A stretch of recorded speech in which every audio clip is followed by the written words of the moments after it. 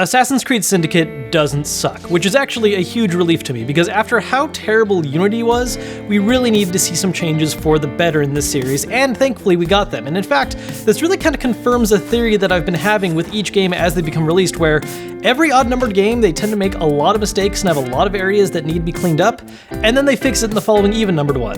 But then they just go back and forth, as we saw with Assassin's Creed 3 and 5 Unity, but we saw good stuff in Assassin's Creed 2, Black Flag, which is number 4, and now number 6, which is Syndicate. So the question is then, what exactly was done in this one that made it better than what we saw in Unity? And a lot of it comes down to the fact that while a lot of the core game is very, very familiar, it's the same thing we've seen across every single game in the past, except maybe Black Flag, which deviated a little bit, what changes they did make were huge strides in making the overall flow of the game a lot better.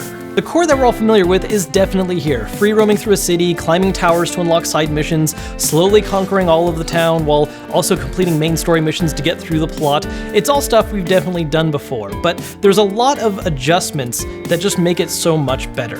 First off, there's the fact that they've completely overhauled the advancement system that we saw in Unity.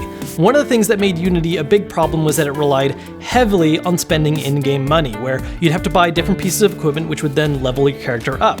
Problem was, the amount of money that higher level stuff costed was ridiculous and pretty much required you to start investing in the game's Helix credits, which were microtransactions, yay!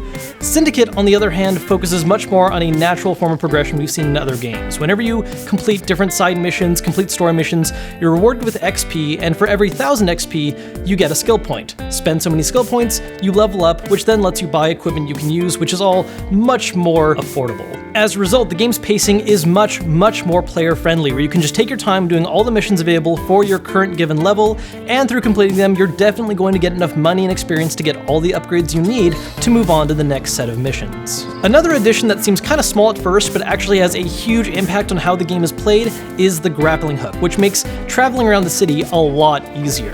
One of the things that became really annoying and monotonous about other older Assassin's Creed games is all the time you have to take to climb buildings in order to survey the land or get to important parts of the mission. Now with the grappling hook, you can quickly ascend any major towers or even find easier ways to cross from building to building. At first it just seems like a handy new tool, but it really does impact the overall flow of the game because you spend so much less time having to do the same exploration tasks over and over again, but can instead focus on the missions you're playing through. Now, one of the biggest changes, of course, is one of the things they heavily advertised about this game, and that's that you have two separate main characters, the twins Jacob and Evie Fry. Now, what's interesting about them is that while you share all experience and money and what you unlock, so on and so forth, they actually have two separate independent skill trees. They look the same for the most part with a couple unique talents here and there, but you develop them for each character individually. So if you want, and as the game suggests, you can have Jacob focus more on just upfront conflict and combat, while having Evie focus on a pure stealthy approach. Now what's cool about this is while you could just invest in the same skills for both characters, making them feel very similar early on,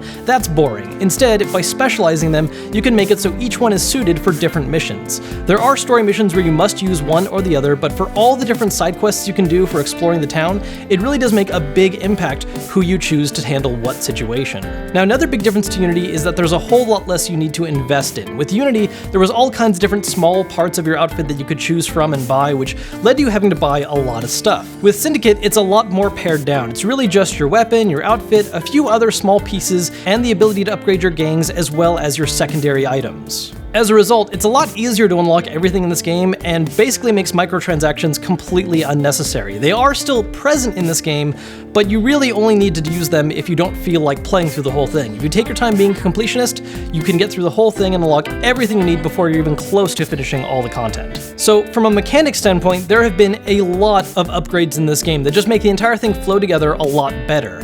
That being said though, the whole thing isn't exactly amazing, in particular, the story. It feels like at this point, Ubisoft is just going through the motions with what happens in the story for this game. There's not really any interesting twists or turns, it's just a matter of, you are the assassins, here's this big bad Templar guy you need to take down, go ahead and do that, and along the way you'll get a little bit more plot for the overarching story in present day that's still somehow slowly moving along. The whole thing is extremely familiar, extremely cliche, and honestly just a bit on the boring side.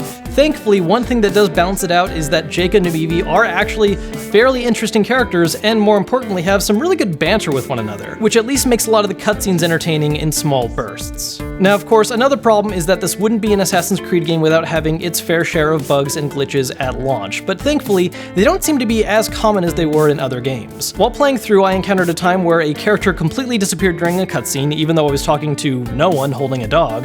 There was another time where all fast travel points disappeared, so I had to reload the game, and I encountered one infinite loading screen. But these were all isolated incidents in all the time that I spent blitzing through, so it doesn't seem like they're happening often, but enough to still be frustrating from time to time. And hopefully will just get fixed after some patching. Ultimately, in my opinion of this game, is that it's good, not great, but also far from terrible like Unity was. They took the time to fix a lot of the problems we saw in that game, but didn't really do anything radical enough to make it interesting like Black Flag.